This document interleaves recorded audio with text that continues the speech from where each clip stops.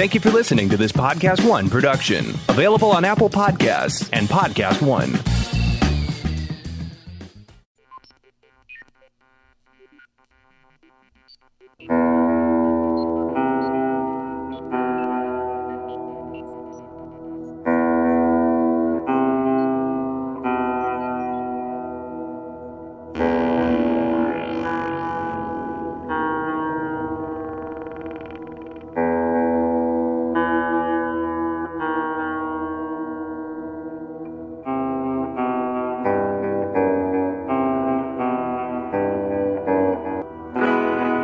Hello and welcome. You're tuned into the best in paranormal talk radio. This is Beyond the Darkness. I'm your host, Dave Schrader. That lovable little guy over there, well, that's Tim Dennis. Hello, Tim. Hello. How are you today, sir? Very well. Another week in the can, heading off deeper into October. The month is turning out beautifully for me. I got to tell you, I'm really excited about something, Tim. Yeah, what's that? So this week, we're heading to the Chicago Paracon. Oh, yes. Right? Yeah. Yep. The 2019 Ghost Conference in Chicago. And I was asked by my former high school to come give a presentation to students the night before. Oh, very cool. So I get to go to my original high school, a block and a half from where I grew up in my haunted house, to go talk to students. And I don't know how many there'll be, but I just saw it today on the Twitter, Tim, which is a part of the social medias. Oh, yeah. Yeah, they posted about it and said, come on out and be a part of this and hear scary ghost stories, and Dave Schrader from the Holzer Files. So I'm pretty excited to do that. That's kind of a weird feather in my cap. And that takes place in the same week that I appear in an issue of TV Guide, Tim. They still sell that, Dave? They do. TV Guide still on newsstands, and there's an online version of it as well. But we that's did an what article. I'm looking for. Online stuff. Yeah. It's and I'll share it with you. But yeah, it's pretty cool. I to me, that's my dad was like, oh, they want you to talk at your old high school and you're in TV Guide. Finally, I get the old man's approval. 13 years of paranormal talk radio, a well-received published book by an actual publishing house, Tim, being on Paranormal State, being on Ghost Adventures, Haunted Hospitals, and Holzer Files, nary a notice. But the TV Guide, my dad's all into it now. Well, that's something he can relate to. Now, if you get it in large print, that's even better. Oh, I'm going to get him one of those. I think they do sell the TV Guide large print because that's the wheelhouse, right? Yep.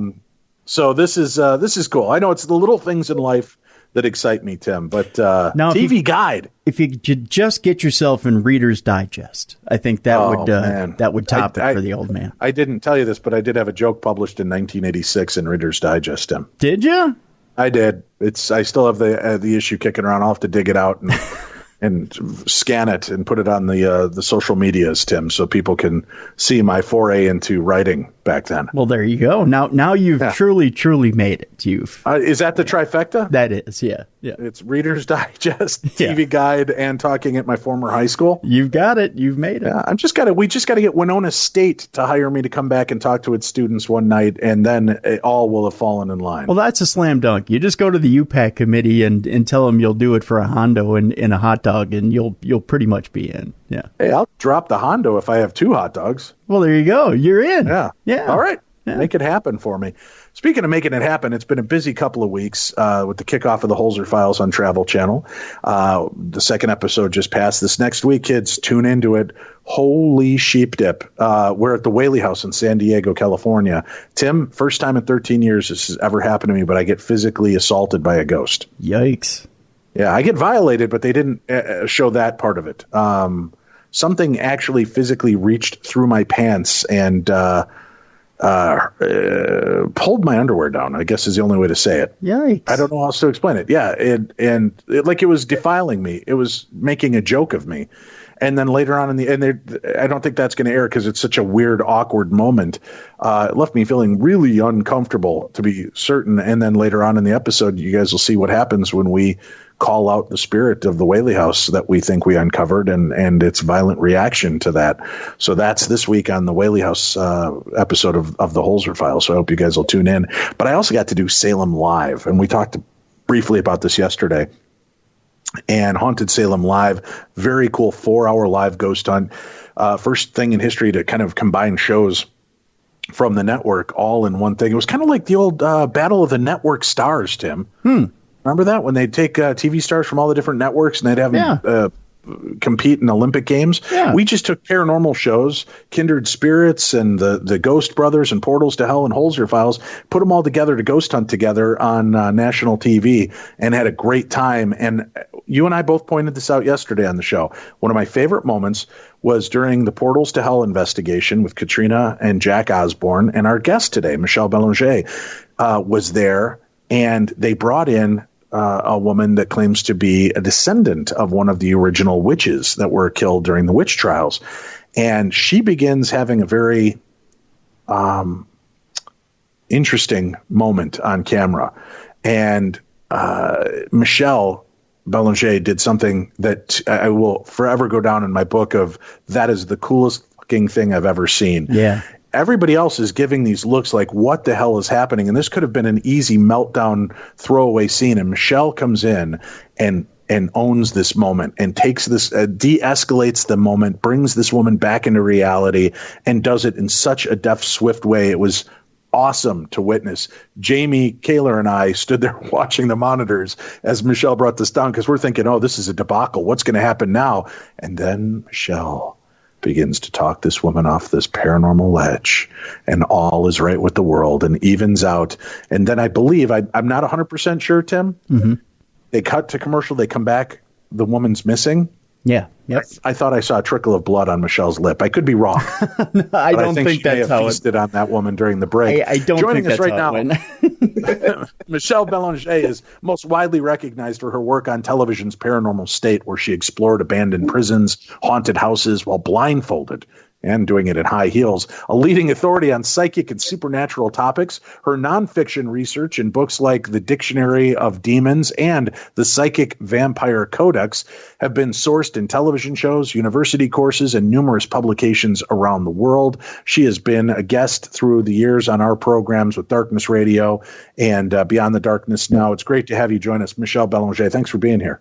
Hey, thank you for having me. Great to catch up with you. Moment. Yeah. That, Michelle, seriously, that could have been, I mean, it was fascinating to watch, right? Because you don't know what's going to happen. Car wreck TV is always great when you watch live TV and somebody starts going off the rails. But to me, honestly, the highlight was watching you take her down in a very polite, kind, loving way. And I thought it was great because when I asked you about it, you're like, but to her, Dave, that could have been a very real moment. And I gained so much respect for you at that point because, like many of the viewers, I'm thinking she's nuts. This chick is nuts. And instead of you treating her that way, you gave her respect. You earned the respect of the audience, and it was one of the highlights of Salem Live for me. So well done.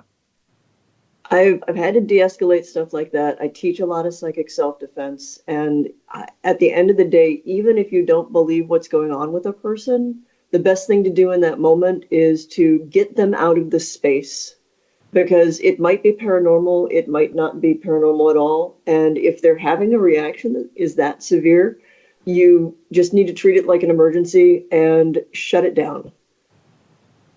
And you did that. You did that very, very effectively.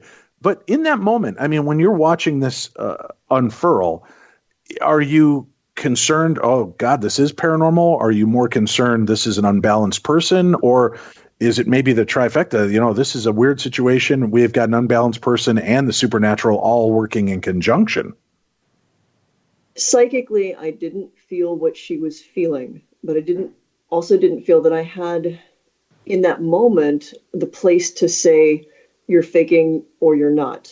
I really just wanted to get her to a place where she was more comfortable.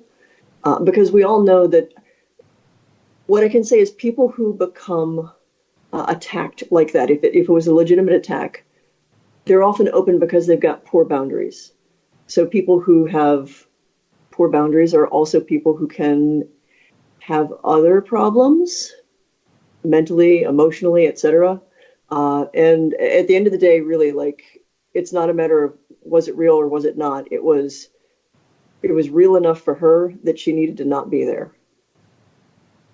Agreed. And, that's a weird moment, to see somebody having this. And I've been at places where, like you, I don't feel like there's anything paranormal going on here, but this is scary as hell that this person is reacting this way. But you can't always discount it, because if there is, if there is something going on with them, what would it look like? Yeah. Well, and, some of us have had experiences, and how some of the stuff is incredibly subjective. So you feel a ghostly touch, nobody else feels anything, and you're either a liar, a fake, or there's genuinely something that is only targeting you. And when you're put in the position of how do you judge, for me, the bottom line is, does this seem like it is dangerous for the person who's experiencing it? If yes, then de-escalate. Very cool. Salem. This was an amazing opportunity to be there. I visited Salem 10 years ago, and I did a conference, but I didn't get to get out and see things. And you and I and some of the other castmates went to the Salem Witch Museum and had a chance to kind of do that. And that was the first time I really got a dose of the history, the real history. And I'm curious what your thoughts are on it. I mean, are they a tourist trap, or is that history spot on to what really took place there? Most of it. So I'd been learning about the Salem witch trials since I was a kid. I think my public school was really weird. We learned a lot of weird paranormal stuff. So like the Giles Corey story had been something that stuck with me since I was 12. I think that there's a little bit of an air at Salem of like Disneyland, but with pointy hats. And it is wrapped around a great love for the history of their city and a respect for what that meant. I mean, there's some irony. I don't know if irony is the right word, in the fact that they are making money. Like it is, witchcraft has become a commodity there. And when you take it in light of the tragedy, people being accused of being witches, what I can say is it would really suck to be a ghost who was killed during the witch trials and then now has to live in this town where witches are just everywhere. Like that is weird. Yeah, I mean, that would be just weird. Well, that's what I was thinking. And, I'd love your insight on this. I mean, here we are trying to communicate with the spirits of these tortured souls that were, killed in heinous ways, hanged, crushed, and yes, I didn't say burned at the stake, folks, because that's not a thing. That's a Hollywood machination. I know it took place over in Europe. Was there ever any burning at the stake in the United States that you're aware of? No, because the witches were punished in accordance to civil laws, and that was hanging. On the European continent, they were burned because it was a matter of the church. And seeing the torture that's taken place here, as you said. But then I often wondered, they lived a life where they were wrongly accused of doing something witchcraft. Now we're kind of doing that now, witchcraft. I mean, this would have been considered witchcraft, trying to commune with the spirits, talk with them using equipment. Is there a conundrum, do you think, for the spirits on that side to want to relate to us? Because in essence, time is irrelevant to them. And here we are actually using the things that they were accused of being able to do at that time in order to communicate with them? I think it would inhibit some of them from wanting to communicate, because we're coming at them with stuff that they died to prove that they were not doing. Spirit communication was absolutely one of the things classed as witchcraft in their time. It's highly likely with Tituba, if she was teaching the kids anything, communication with the ancestors was pretty high on the list based on what Tituba's like lineage, her bloodline religion would have been. And for listeners that are not familiar and maybe didn't catch that, Tituba, now this is kind of the linchpin, isn't it, of the case? This one person is kind of where we see the germination of this story explode. Can you give us a little background on Tituba and who she was and how her story got blown out of context? So Tituba was the nurse to the Putnam girls, and I believe that she was from Barbados. She was a slave, African-American descent. And she'd been telling the girls stories about what she knew about the world. There's a high likelihood she was teaching them harmless little spells and things as well. Didn't think much of it, probably until Daddy found out and then took exception to it. So Tituba did not get killed during the trials. because she confessed. And that's another thing that a lot of people don't know about the Salem witch trials. If you finally broke down and said, yes, sorry, I was meeting with Satan in the woods, kissing his bunghole and signing pacts, they'd like slap you on your wrist, and you didn't hang. It was the people who refused, just absolutely refused to admit to having anything to do with witchcraft, who went to their graves. And I think that's what the conundrum for us as investigators would be, is you have these people who were willing to die to prove that they were not witches. They had no truck with that kind of stuff. And here we are using spirit communication to try to talk to them. And the reason, if I understand this correctly, the reason that they were put to death, and that many of them were kind of pointed out as witches. Listen, if you had property that you wanted their property and they wouldn't give it to you, if you pointed the finger at them and they admitted they were a witch, they would lose their property, so you would gain. If they didn't, they would be put to death and you would gain. So a lot of this was just ways to get rid of the jealous lover, get rid of the people that you want off the property, get rid of anybody that just kind of irritates you or crosses their eyes at you wrong. So that's pretty much how these accusations, 150 in total, or was there more? Oh, I forget, because it was not just Salem or Salem Village, but it was all up and down New England. And if we want to expand it to the European witch craze and the witch trials that occurred in the British Isles, it's, by some accounts, it's millions. I did my undergrad thesis on the European witch craze, and there's stories about like entire villages in Germany that once neighbor got done with accusing neighbor, the entire village was empty. It was just a ghost town. Almost everybody had been killed. Okay, so we know that a lot of what took place in Salem was jealousy, pettiness, and all of that. Is that what would happen with blaming somebody in European countries as well? Was it that same greed factor that we find in this, or were there other deeper, more fascinating rooted elements to why these people were pointed out as witches?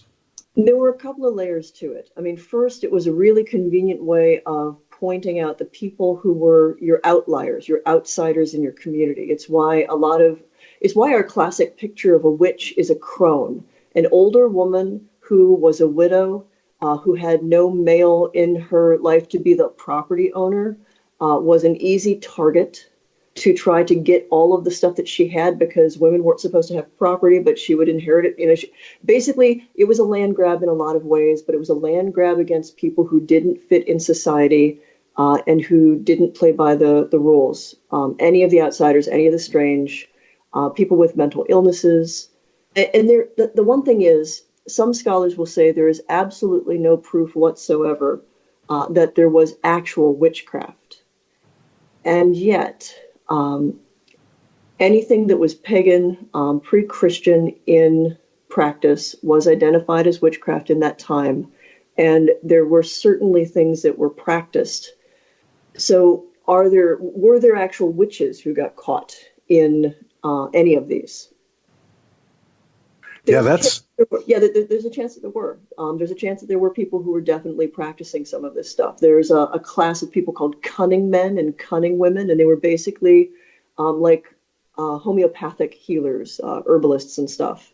But at that time, that also was witchcraft. Right, and here the people during the daylight would be pointing them out and shunning them as witches. But man, if there was ever anything wrong, they were the first ones that people went to. Isn't that right? Yes. And the irony is, things that were accused of being witchcraft in the hands of the lay people, the villagers, like textual amulets. There was a big thing like writing certain words. Actually, the St. Benedict medal came from this tradition of scribing sigils and using usually Latin little prayers as kind of a protective talisman. If you were a regular person and you had something like that, and you were a regular person writing something like that, that was witchcraft, and that was punishable, usually by death. But if you were clergy and you did the exact same thing, it was okay. The number of textual amulets that many of the witch finders had on themselves to protect themselves from the witchcraft it's ironic that they were killing people for doing the same things that they were doing, just outside of the bounds.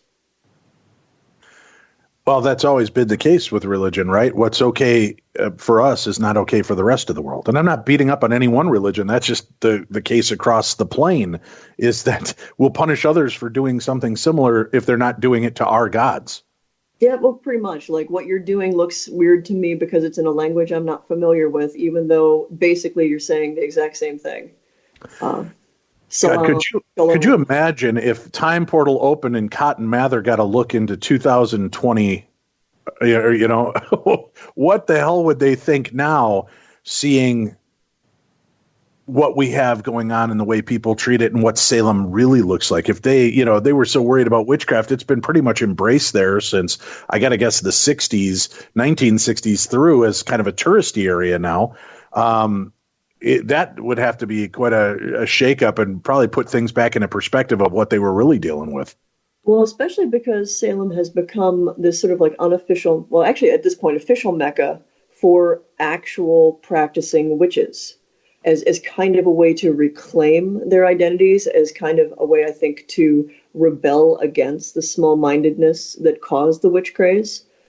So there are actual practitioners. I mean, there's tourist stuff there too, and fun T-shirts and whatnot, things inspired by Bewitched. But there are people who practice magic, and if you know which shop you're going into, you can get a genuine spell. To become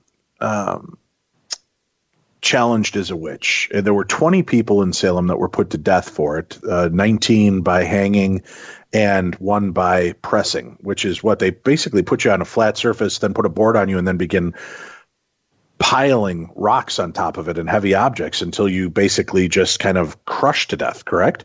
Yep. And the whole concept with that, and that was Giles? Yeah, that was Giles? Giles Corey. Giles I'm pretty sure it's Giles. And what's funny is, like, he was one of the biggest protagonists, right? Wasn't he one of the one that was always behind pointing out? I have to be careful. I keep wanting to say fingering people. That doesn't have the same meaning as it once did when talking about it. But he would be one that was always pointing the finger of righteous indignation at these witches. And then he ends his life in a way. But you've got to give the guy some credit. When his time came, he refused to yield, and they were willing to let him go. He just had to admit he was a witch, and he refused to give that up. He was a really problematic person. And he dies, basically as a martyr to his family in a lot of ways, because he refused to say yay or nay to either. If he put in no plea, they couldn't take his stuff. And the general belief is that he died so that his family and his inheritors would keep all of their things. But before that, there's a high likelihood he beat one of his farmhands to death. So the guy's got a temper. When he clearly got caught up in the hysteria, because he even bore witness against his wife. He kind of like had second thoughts about it, but he's an odd figure.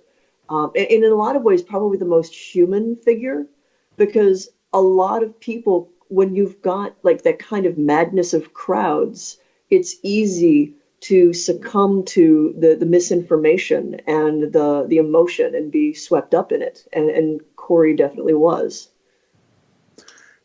With the 20 people that were killed, the 150 plus that were tried, and boy, to see those prison cells was unbelievable. Some of them were like a closet, and there was no bathroom. They just lived in their own filth, and they were given bread and water to live on. So if they did acknowledge that they were witches, sometimes a slap on the wrist was not such a light slap on the wrist. No. Some spent their entire life living there. John Proctor's wife, I can't remember her first name. Was it Mary? I think it was Mary Proctor. Right.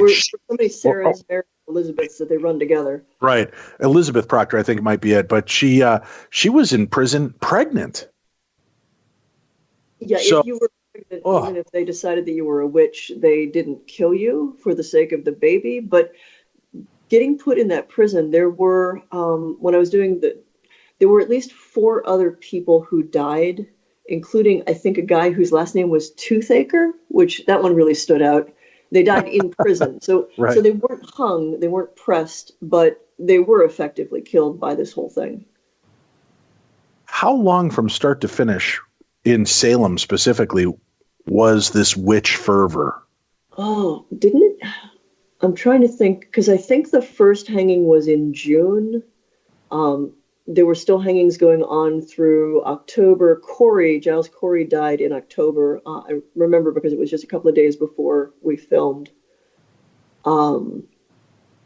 It was relatively quick. I don't know if it lasted much longer than like a year or so.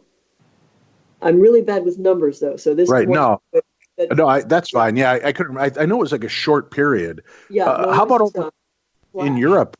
In Europe, was it a flash as well, or was that something that was sustained over a much longer period of time? Much longer period of time. The 1500s, the 1600s. There was still some stuff going on in the early 1700s, although there was less the witch craze. They actually the whole vampire thing that went on in Europe was sort of something that happened on the tail end of the witch craze. So rather than killing their living villagers, they just dug up relatives that they suspected of basically doing the same thing that they accused witches of, which was, cursing the land and killing the livestock, killing people through disease and whatnot. And it just switched from a living person being responsible to it to someone who had died and was sending their spirit from beyond the grave to do it.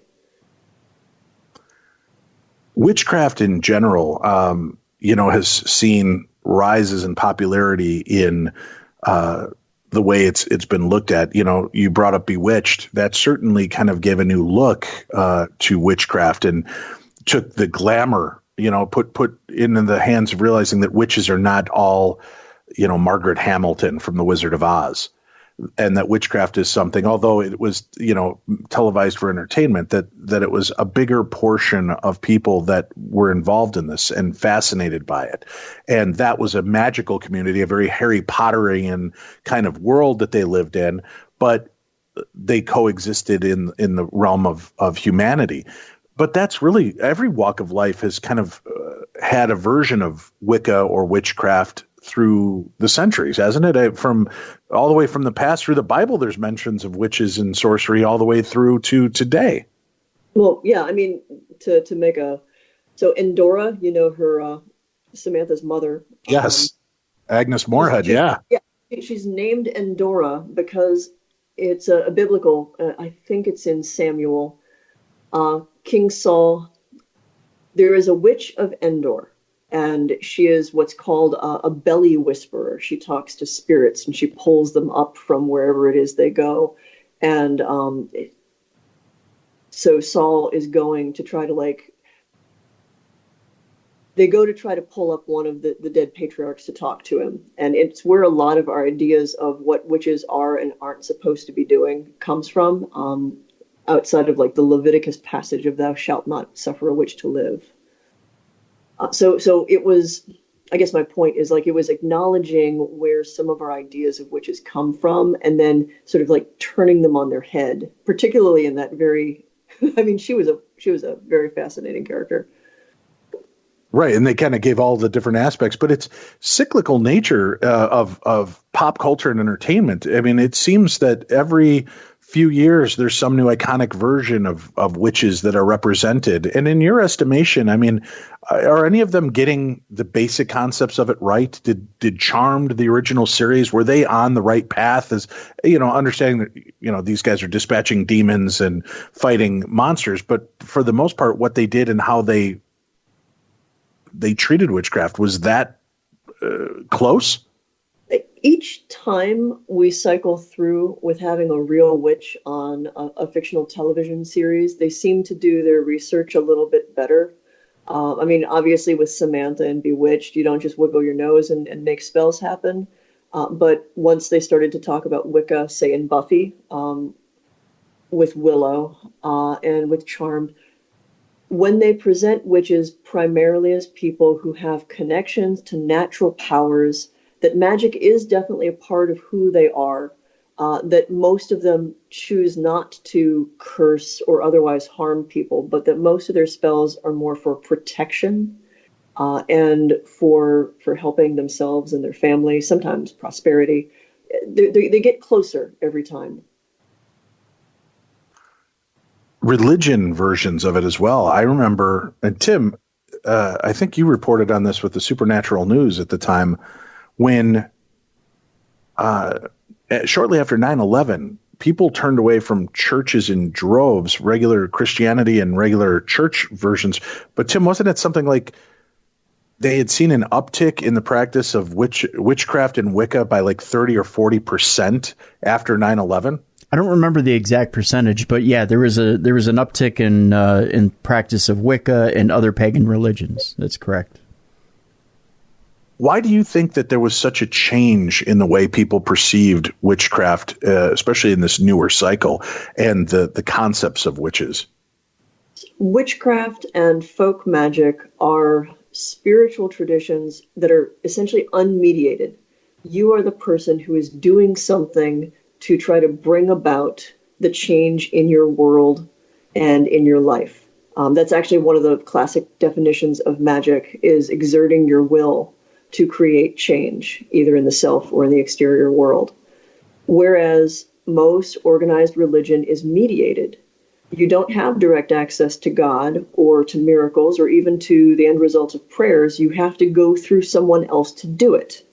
And weirdly, you usually have to pay that person. Although you're putting the money in the coffers of the church, it still is costing you money to have access to God and to your holy places. With witchcraft, it doesn't. It's a perfectly personal thing. You sit in your home. You don't have to go to a church at all. You create your little altar, light a candle. All of the same steps of prayer that a Catholic might go through are recognizable in witchcraft, but there's no intermediary. It's you and the divine, whatever shape that takes. What is the true definition and separation between something like Wicca and witchcraft? So Wicca is a specific religious expression of witchcraft, in the same way that Catholic is a type of Christianity. And even within like witchcraft is a broad umbrella, and that itself is underneath the umbrella of modern paganism and neo-pagan beliefs. So Wiccans follow the Wiccan Rede, and it harm none in word, thought, or deed, do as thou wilt. And that's sort of the blanket of their ethos. They tend to be referred to as fluffy bunnies by some of the other practitioners of witchcraft that see things in a little bit less black and white, and more that sometimes you make choices to do magic that seems harmful, but in the end is a greater good, in the same way that sometimes you cut things out of a body to cure cancer. But in addition to Wiccans, there are Gardnerians, Alexandrians, Dianic witches, who are very, very firm on like witches are women only, the end. And each different sect within the sort of like modern witchcraft movement has its own interpretation on what witchcraft is, who can be a witch, how, what symbols and things you use to express your magic, and who has access to magic. There are some traditions that believe it is a lineage and a lineage only. So if you're not born a witch, you can't do this stuff. And then there's plenty out there that are like, nah, if you want to do it, do it. And if you want to call yourself a witch, nobody's going to gatekeep you.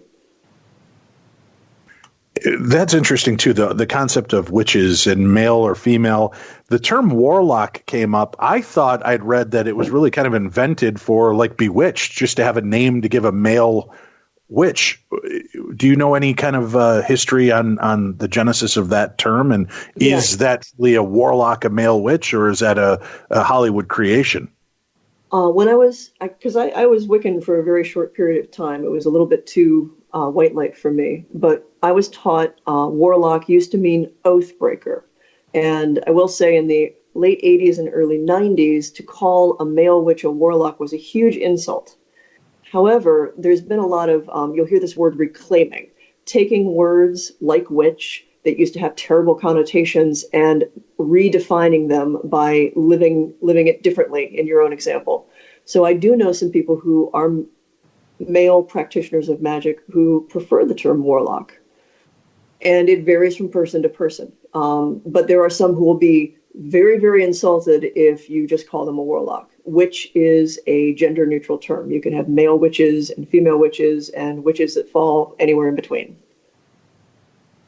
All right. Now, getting back into the idea of this, was, taking herbs and spices and things from the earth to create healing and potions and such. The concept of magic, as we see with Samantha twitching her nose, or the sisters on Charmed doing their incantations. What do we know historically, Michelle? Is there ever any real, quote unquote, poof magic associated with witchcraft, or is it basically intention setting, evocation, meaning that you're what we consider in the new generation as positive affirmations, just newly packaged? How do you differentiate between all of that? Honestly, it's really hard to, because what a lot of modern light workers do, if you're a Reiki practitioner, if you're into holistic healing, you might not call yourself a witch, but a lot of that is what witches do as well. I think that the words that we use kind of divide us, because there's an awful lot of folks who otherwise are doing, spirit communication, magic. We'd even call it necromancy, but they're paranormal investigators, so they don't think of it like that. As for whether or not there was poof, flashy Hollywood magic, I think the thing that I go back to is during World War II, there were several magical groups in Great Britain that were active, that were trying to basically create what are called thought forms, kind of like a constructed spirit to help shore up the protections of England against the attacks. And that had a precedent back in the 1800s. The poet W.B. Yeats and the Irish revolutionary Maud Gonne, in their letters, exchanged a number of... They were basically brainstorming this idea of going to the sacred sites, the old pagan sites in Ireland, and trying, through magic, to resurrect the spirit of the land to throw off Irish rule as a kind of magical way of rebelling against... and freeing Ireland, rebelling against English rule and freeing Ireland. Well, and was that what was referred to as the cone of power, the witches that would meet in those holy spots and try? I know that they actually called upon them during World War II to try to deflect the Nazi attacks, and it worked on a few occasions, from my understanding. Yeah, the cone of power. So I heard that term 20 years ago. I've heard it much, much less in recent years, but it was the idea of when you cast the circle and in the ritual of, when the coven meets and you're doing your ritual, the cone of power is that sort of central hub of intention, as everybody is trying to raise energy for and ultimately direct it toward the ultimate goal of that ritual. Frequently healing, sometimes healing the group, sometimes healing the world around them. Sometimes it's simply to just raise the energy to increase your ability to perceive and connect with spirits, the ancestors, the land under your feet. And again, cone of power was a term that I was really familiar with, say, in the early 90s. And I don't really hear many folks talking about it anymore, because our conversation about energy and intention has evolved. Not just within the witchcraft community, but among all of the folks who practice magic or the equivalent, and they just don't call it magic. Right. It's the magic of being, right? And what once was considered magic is now considered science, the combining of elements to create something new. That's all magic. That was magic. That was the sorcery of what was taking place, the illusion, the hand and eye mystification. But here we are in a new age, in a new realm, and it gets purdied up and called self-affirming and affirmations and intention. But the power of prayer is nothing but witchcraft. I mean, they all function on the same mechanics. Right. Just think of quantum mechanics, where we know for a fact, we've had experiments where human observation and expectation of a result influences reality.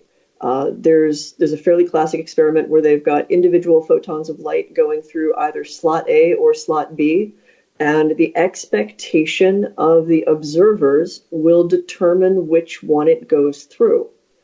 And that truth that we've found in quantum mechanics is essentially what people lay claim to be able to do in any aspect of magic.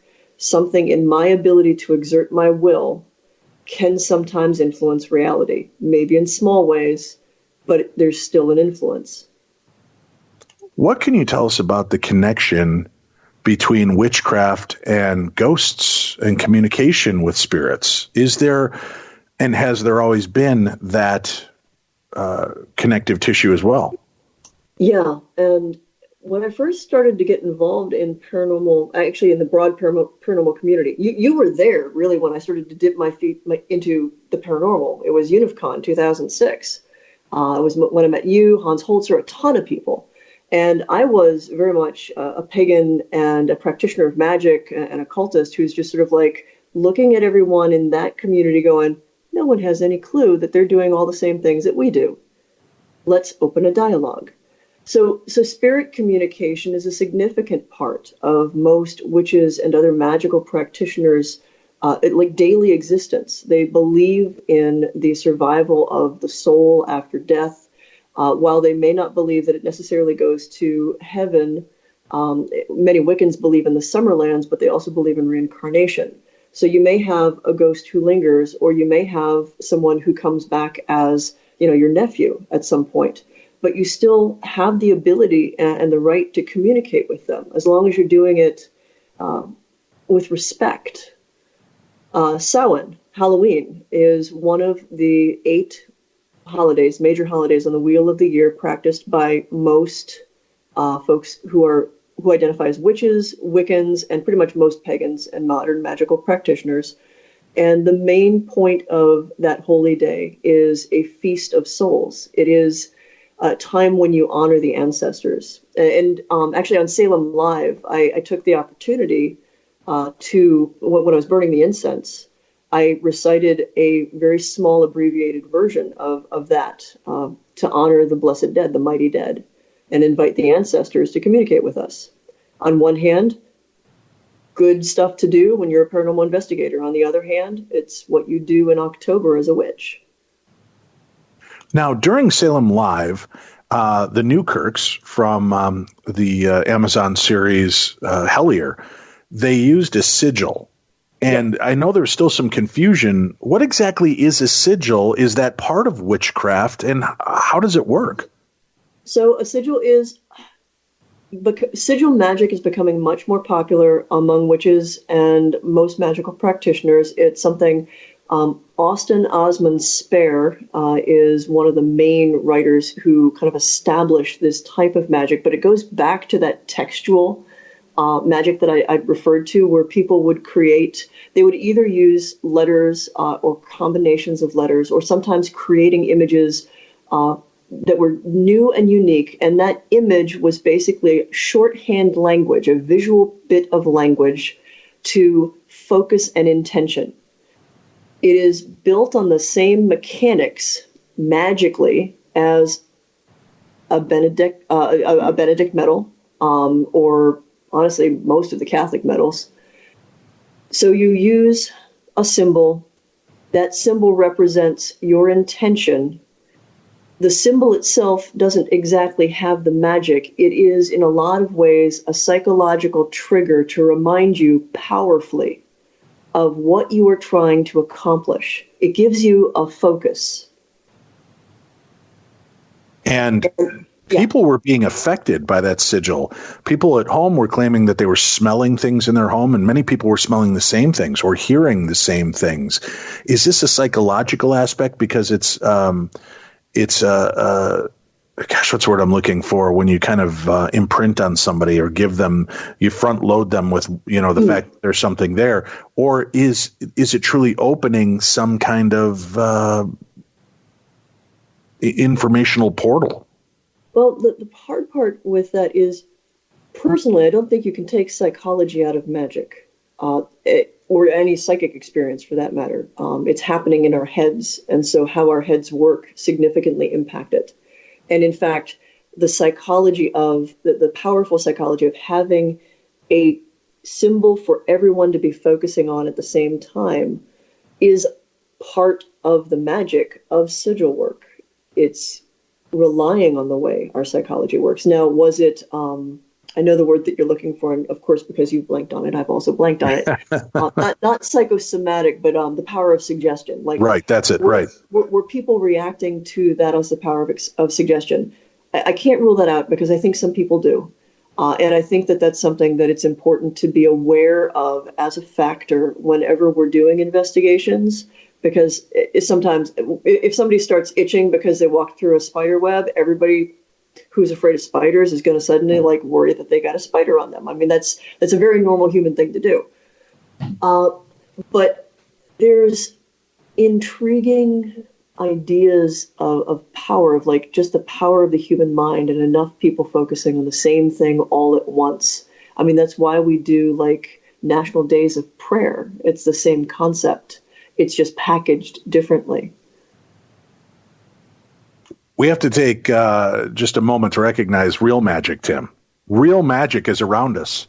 What am I talking about? How about free TV? Pluto TV is a leading free streaming television service. You can watch over 100 TV channels, thousands of movies, all on demand for free. I don't think it's just on demand, Tim. You're conjuring these movies up. It's a click of a button and poof, you can watch your favorite movies. Poof, watch your favorite television shows. It's just that easy. It's not black magic. It's not white magic. It's just magic, man. Check it out. No credit card needed. How is that possible? I already told you, people, it's magic. Why aren't you paying attention? There's no sign up. Pluto TV is easy, and it's a completely legal way for you to watch your favorite TV shows and your hit movies. What are you waiting for? Never pay for TV again. Screw the man. Download Pluto TV for free on all of your favorite devices today. Your phone, Roku, Amazon Fire TV, your Apple TV, your cauldrons, your smart TVs, PlayStations, hell, anywhere else that you can stream. Get Pluto TV. You can thank your buddies from Beyond the Darkness after you do. Michelle, the spirit realm seemed very agitated when we did the Salem Live. There's so much energy in that town. Yes. And the surrounding area, Ipswich and Salem and such, because of what took place there. And the fact that it's constantly, like it's a scab that's constantly being picked. And I don't mean that in a bad way, but there's this constant irritation because people are there doing this. And you have spell workers that are calling upon these spirits. Does that lash the spirits of these beings to our planet because so many people call on them? Or have they, as you mentioned earlier, talking about thought form creation, have we created new versions of Giles or John Proctor or Elizabeth Proctor, any of these beings that were part of this? Well, first, the one thing I've noticed with people who do like regular witchcraft rituals or any magical rituals is it has a tendency to thin the veil. I mean, that's the purpose of casting a circle and raising that cone of power, is you're creating this focused space where it's easier for there to be communication and a crisscross between the physical world and the non-ordinary world, the spirit world. And think about how many witches and how many rituals and how many bits of actual real magic are going on in that area. And you've got this sort of like cauldron of energy that is happening all year round, and especially in October, to significantly thin the veil, to really like make it easier for things to step across and interact with us. And that doesn't even count for, I do truly believe that sometimes we can create things, either intentionally, more often unintentionally, when enough people believe in the shape of a certain thing. And I think pop culture plays a huge role in that. I've got a pet project. I really want to see how many haunted hotels had little creepy girls in them running up and down hallways before Stanley Kubrick's The Shining came out. Right. But damn it, you've been to the Stanley. I've been to the Stanley. I've heard children playing in the hallways. And the question is are they real or are they Memorex? Right. Or are they something that's been created because of the mental projection of thousands of players that have been in that area expecting to see things? Yeah, and at what point does that become a genuine spirit anyway? When at what point is it spirit AI? There's a lot of witches, Wiccans, pagans believe that they follow the old pagan gods. Some of them literally believe that they're worshiping those, but some of them believe what they are worshiping, like what they are focused on, are archetypes, are collective human projections of anthropomorphized forms, that they're not exactly, that basically we created those gods and they're real now, but they started off as thought forms because people believed in them, and it's belief that shapes them and sustains them. And I'll extend it from like gods, because that's kind of a weird, kind of like spooky area to like really delve into. But if you think about how many people want to believe that there's a Slender Man at this point, and then people start to report having experiences with what we know started off as a creepypasta, but it takes the shape of what people expect. They're started to create that boogeyman. All right. So here's something then. If that's the case, okay, kids, parents, be aware that I'm going to bring up something right now that some of you may not want your children to know quite about yet regarding some holiday people. So I'll give you a second to tune out or to get your kids distracted by something else. Mm-hmm. All right. Every holiday season that rolls around, there is a character associated with it. There are millions of children around the world, and let's face it, where magic lies is in the eyes of children. Mm-hmm. Why aren't we seeing a jolly old elf in red appearing outside our windows or walking in our homes? If this thought projection, this idea and concept is so strong and palpable in such a large portion of our population. Well, it's one day out of the year. Kids aren't supposed to actually see them. And I think if adults heard something creeping around, knocking on the ceiling or in the chimney on that particular night, the image is so widespread, we're just going to shrug it off, laugh at ourselves for believing in Santa, and go to bed. Oh, right. I guess I see that now. You know, I talked to Chris Fleming, Tim. Remember when we talked to him about the Easter Bunny thing that he saw? Yeah. Yep. Oh, right. Chris Fleming. And I'm not laughing because I think he's ridiculous. It was something he saw. He woke up and saw this giant rabbit on Easter. And he talked about it and how it impacted him. And is it something, again, this thought projection, this concept of what is magic? Did he see the Easter Bunny? I will tell you this. I still have an experience from when I was around 9-10 years old. I loved the Lone Ranger so much, Michelle. Dude, you and me both. I've got a big old scar on the back of my head from going hi-ho silver on a rocking horse. I feel you. So all I wanted was the Lone Ranger and Silver large action figures. We used to call them dolls. Now they're action figures, so it's cooler. And the Tonto and Scout. And every place I saw that Santa was making an appearance, one of his helpers, I made my parents stop so I could go in and tell Santa. And then we did the family Christmas party. And every year we knew it was one of our dumbass uncles or even my dad dressed up as Santa to hand out presents. And the one year I couldn't identify who the hell Santa was. And the beard wasn't fake. It was a fat old man with a beard. And I looked around this room and I couldn't figure it out. I knew Santa existed, but I couldn't figure out who the hell was playing him at this party. And then he reached into his bag and out comes Silver and the Lone Ranger. And magic was alive for me that day. I must have believed, actively in the jolly old elf until I was in my 30s. Only when you become a parent and realize how much money you have to pour out and somebody else gets the accolades for it, does it start to wear on you. But that was a magical moment for me. But it just does seem funny that there are so many people focused on things and you see the power of prayer and intention happen. But maybe that's what the concept of something like a Santa Claus is. The power of good, doing good things, being responsible. And this, it sounds like a mantra again. So what you're doing is you're teaching and you're creating the spirit of what a Santa Claus is. It isn't that it's a physical being, but it's a sense of feeling. Yeah, it's that giving and that sense of wonder. Like, to me, really, the power of magic, why we should even allow for it in our reality, is it gives us the possibility of wonder, the chance that maybe reality doesn't, that it's not as bleak as we fear, that it actually can be as amazing as we hope. We have to take a quick break. We've got more to talk about. Our guest, Michelle Belanger, we have a link up for her website. You can go check it out right on today's podcast. We'll be back. Stay tuned. You're listening to the best in paranormal talk radio. This is Beyond the Darkness.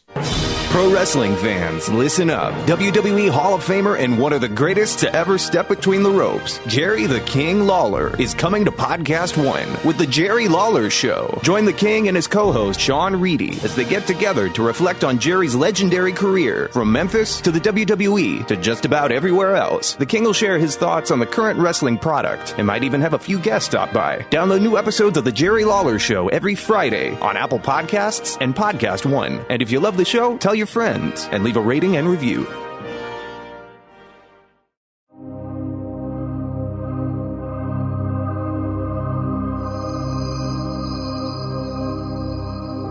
Beyond the Darkness.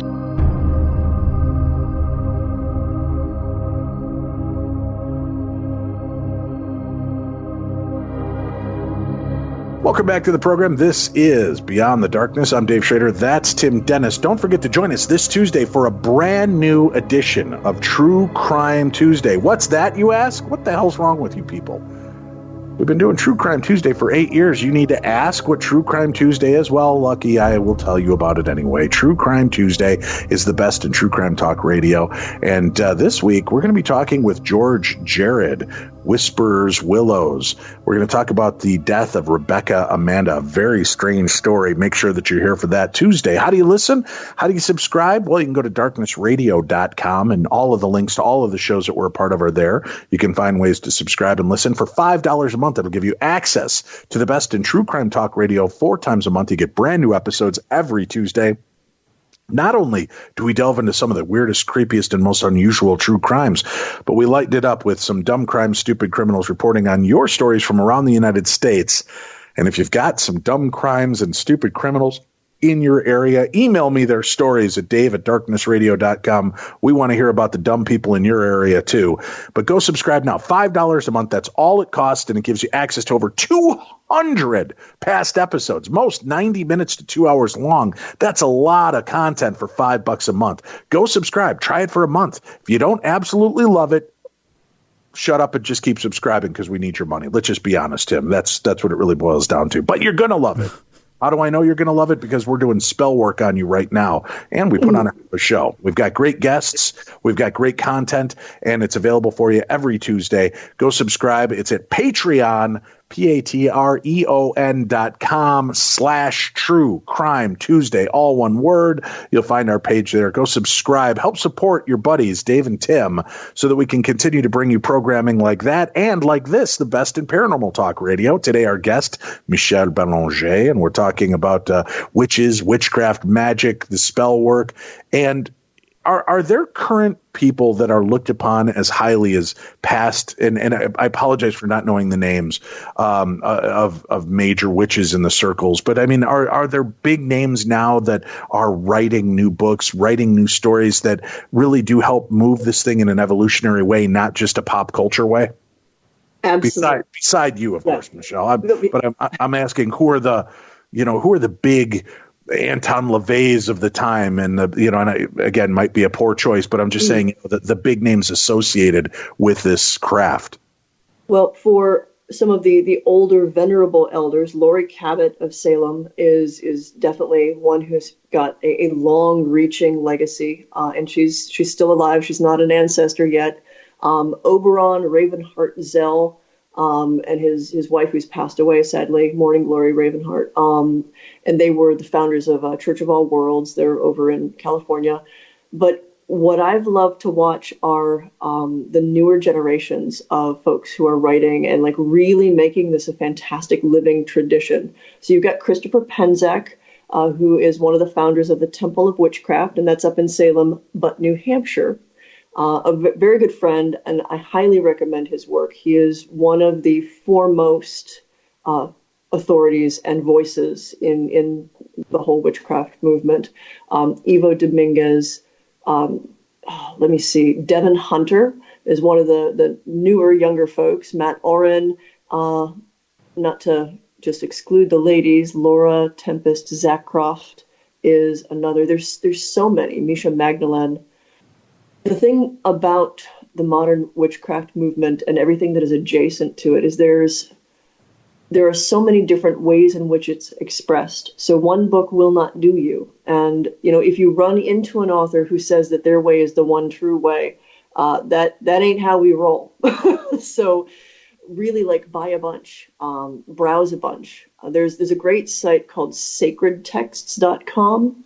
And if you can't afford to buy stuff, they have made it their mission to collect the sacred writings of every world religion that they can get their hands on. And so it's not just witches, witchcraft, and occult, but everything that you need as a resource. So I recommend browsing their virtual stacks of resources and familiarizing yourself with some of the names there too. I play a not insignificant role in that as well, as a writer and a founder of a part of the modern magical community, but that's over with the vampires, which is a totally different episode, I suspect. And yeah, we'd love to dabble in on that, and maybe even visit with you again in a month or so to kind of to touchstone on the different aspects of vampires and the legends and lore. Coming into Halloween, it's always a good time to talk about the witches and the stories, and coming off the heels of Salem. That's why I wanted to connect with you on this and see what your thoughts were overall of the kind of contact and communication that we were getting. I'm curious too on your thoughts on things like the Ouija board, the witch board, the spirit talking board, whatever title you want to give to them. Do you give much credence to that, or do you think there's more human influence than there is spiritual or magical at all involved in communicating that way? Well, the first thing I'll say is I think the biggest danger with a Ouija board or a spirit board is the fact that it's very easy to unconsciously influence it. So the biggest problem is the fact that it's a highly unreliable thing. It works, in my opinion, largely off of ideomotor response. So mostly, even if you're not consciously pushing it, you're unconsciously pushing it. And that said, as with almost everything we work with in these communities, sometimes there is very legitimate stuff that happens. I have a personal theory that sometimes that unconscious movement of everyone sitting around using that spirit board can be an expression of the sitters, the human beings' ability to perceive the spirits, but they're not comfortable listening to that in a conscious way, so they need something to project the communication outside of themselves, which is essentially what tarot cards and other sorts of divinatory techniques do.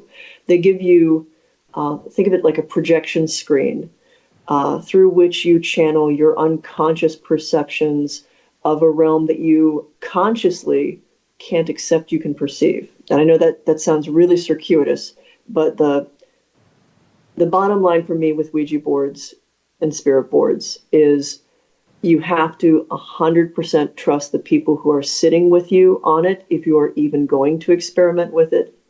You have to trust yourself to catch yourself if you are being influenced by your expectations or your fears. And whenever I've used them personally, and I have, I make certain that the person for whom the questions are relevant, the person who would actually have the answers, is not sitting on the board. They don't have their hands on anything. They stand to the side, they take the notes, they ask the questions. People who don't have a stake in the questions are the ones who sit on it. And that if actual information that those sitters couldn't possibly know comes through, then and only then, in much the same way I measure psychic abilities, then and only then do I think that maybe there's legitimate conversations going on. That's great insight. Where do you think this is going to continue to grow? Do you think because people are kind of falling out of standard religious edicts and belief systems that things like witchcraft and magic, do you think that that'll continue to grow? And are there, I've heard Kabbalah is kind of, how do I say this? I don't want to piss off religious sects, but I mean, it's kind of a version of witchcraft. I mean, are there other versions throughout each religion that kind of align with the concepts of witchcraft? In every religion, there is the lay religion, which is practiced by, we'll call the masses. It's an impolite word, but it's you go to wherever your worship is. You're told what your beliefs should be. You kind of do your workaday religion, but you don't really have much experience of the divine or the extraordinary. You're paying lip service to it mostly. And then there is the mystical aspect of the religion. And every single religion and religious system has its mystics and its mystical ways of having an unmediated interaction with the divine, whatever we want to call that, God, Yahweh, the goddess, the flying spaghetti monster. Mystics are what we're calling witches in so many words or less. They are the people who seek an unmediated experience, seek the wonder, don't necessarily listen to the rules that are laid down in any books. They go with what they have experienced, and they seek those experiences, and they sometimes reach beyond what we would expect this world to have as boundaries. And again, every religion has them. The poet Rumi, who was Muslim and he was a dervish. You know, you hear the whirling dervishes. He was a mystic. And again, this was something that I studied in my master's work in religious studies. The language of people who have mystical experiences across religions have those experiences in a way that crosses religious boundaries. They all perceive the divine and spirits and the human experience in very similar words of ecstasy and love and this sort of union, and the fact that our souls, our spirits have a bigger impact on our lives and on our worlds than we give them credit for, and that none of those things can really be mediated or dictated to us in a single book. So I think as we move forward, as we dialogue more, we're going to find that we all have way more in common than we have things that separate us, if we're willing to experience that wonder. Let me ask, before we wrap up here today, being in all the places you've been and putting yourself in there, being open to the psychic realm, have you ever been frightened? And if so, what was that encounter like? Oh, wow. I have a very different bar for what scares me, because I spent the first 5 years of my life in hospitals being told I would die by the time I was 5. So if you ever see that I don't have a startle response, it's because I've already been through quite a lot. The things that have scared me most have always been living people. There have been a few instances with spirits where I'm like, I'm not sure what that is. It seems really effing big, and I don't trust my ability to actually fight it off if it decides to pick a fight with me. And I think that that's less fear and more just, discretion is the better part of valor. And that the one time where I saw something that I'm like, I don't know what the F this is, and I don't want to tangle with it, was a case on Paranormal State in Rochester, New York, that, to my knowledge, never actually made it to become an episode. The residents were claiming that it was demonic. I'm not sure what I would call it, but it was big and it was nasty, and some very weird stuff happened. And I knew better than to go poke my nose in it too far. So you have a healthy respect and fear of these things as well, and know that, you're not what you're capable and what you're not capable of dealing with. Yeah, I know my limits. I am someone who works in a role of protector for a lot of people. A lot of my training is in psychic self-defense, and that's a funky way of saying, basically, I can go toe-to-toe with a lot of the bad stuff. I know how things attack using energy, using emotions, and I know how to deflect and manage most of those. It's something that played out on Haunted Salem Live. I know how to recognize when somebody's in a bad place and when what they're going through is going to cascade and just wreck the thing for everybody, and how to manage, de-escalate, and then remove them from it. And I also know when I'm in over my head. If people are interested in exploring and looking into creating a new psychic world for themselves, maybe getting into this, what is a good starting off point for people? Oh, wow.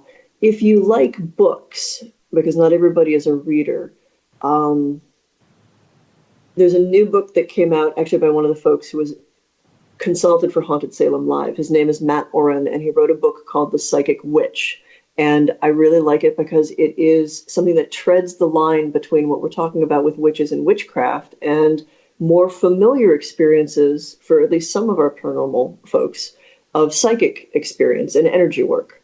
And he's sort of helping to translate between the two, because they're basically, most of the experiences are the same. We're just using different language. It's something that I've been trying to do for years with books like the Psychic Energy Codex. But I think things have definitely moved forward and evolved in a way that is more accessible through Matt's work. Other things, there's podcasts all over the place. We are at a time where there's just a wealth of knowledge, and the only trick is to trust your bullcrap meter. And if your bullcrap meter is going off, that's probably not the resource for you. What, kind of in closing as well, just kind of talk about the bum rap that witchcraft has gotten. When people start hearing, oh, there were animal sacrifices, this was taking place, that was taking place, so somebody's performing witchcraft rituals. What do you make of those claims? Because it seems it's such an earthy religion, and don't do harm unto others. Where do you think that comes in when it comes to the animals aspect as well? Well, I can tell you for sure that if somebody is claiming that there's animal sacrifice, that is almost, I can guarantee that's not a Wiccan, and it is highly unlikely for it to be a witch or other practitioner of magic. A lot of the accusations are really things that still hang over our heads from the witch trials. Witches were accused of sacrificing animals. They were accused of sacrificing infants. They were accused of having basically great big orgies in the woods, and also cavorting with the devil in many forms.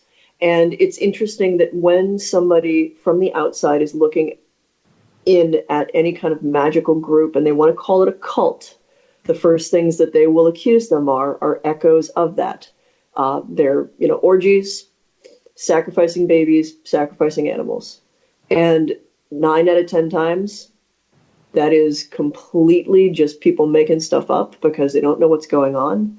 And that 10th time, it might be voodoo, Santeria, a number of the other African diaspora religions where animal sacrifice does play a role, and it is something that is a significant part of how that religion is expressed, and is no different from slaughtering animals, say, in a kosher way to eat them, because the animals that are sacrificed in that, these are religions that are actually taking the death of the animal and preparing it for food and making that part of their sacred act.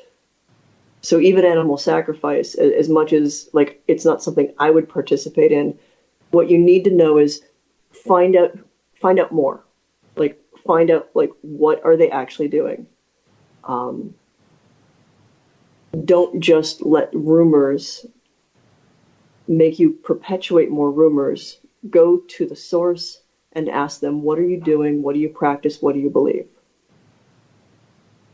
All right. And then with that said, the whole concept of working with the devil, is there a specific point in history where you see that became part of the connection? Why do people, or was that just a religious kind of aspersion that was cast upon them, that because they're doing this, they must be in league with the devil? Or, was there dark practitioners that would be in league with Satan? Broadly speaking, during the witch craze, the belief was that no one could work magic or miracles without the help of either God, and if they were not clergy, God couldn't be doing it. Therefore, it had to be the devil. So the idea of a witch forming a pact, signing the black book, that was the excuse for her having any ability to work magic at all. Now, that's not the case. Modern witches believe that everybody has access to magic, that magic is alive and it's in the world and it's in us. Are there people who worship something like a satanic deity? Yes. I mean, there's, first of all, the Church of Satan, LaVeyan Satanists don't actually worship Satan, and that confuses a lot of people. But there are theistic Satanists, and there are some satanic witches. But it's important to understand that even then, their idea of Satan is more sort of the popularized image of Lucifer as the eternal rebel. The simplest way of understanding it is most of the people who believe in Satan are Christians. All right. All right. That's a good concept. Now, with that said, one of the last shows that's now kind of blown up in the public is the kind of reboot of Sabrina, the Teenage Witch. Mm-hmm. And this now really does play into that dark aspect. Is it shows like this that are doing a lot of damage, or do you think most people realize this is just for entertainment value? Oh, I've watched the witches in my like social circle kind of go back and forth about that. On one hand, they're a little cranky that it's making all the witches look like witches from the Middle Ages who are, their magic comes through Satan, and that's just patently wrong. And at the same time, there's some subversive use of pop culture images that Sabrina is using. And there's definitely a school of thought within the witchcraft movement currently of, why not test some of that? Why not turn it on its ear? Why not just, and also it's fiction. So really just tell the story. I'm on the fence with it because I know the power of pop culture, and when, so many of our ideas of how you deal with possession and exorcism can be traced back to 1973 and the movie The Exorcist. Heck, people's approaches to Ouija boards really go back to that, the idea that they're going to get you possessed. So even if it is fiction, it does influence popular imagination and public opinion. So I've got some mixed feelings about Sabrina personally and the impact that she'll have, and the show in general will have on people's expectations of what witches actually do. Well, Michelle, it's always great to catch up with you. I know it's been about 5-6 years. I'm glad that we were able to reconnect in Salem and get you back on the show, but let's not wait that long. Let's get you back and talk vampires and other cool, spooky legends and lore real soon. Would you do that? Oh, yeah, totally. Great. Well, thank you very much. Thank you all for tuning in. We'll be back again with you on Tuesday, True Crime Tuesday. Don't miss out on that. And we'll be back again next weekend with more of the best in paranormal talk radio. For Tim Dennis, I'm Dave Schrader. This is Beyond the Darkness.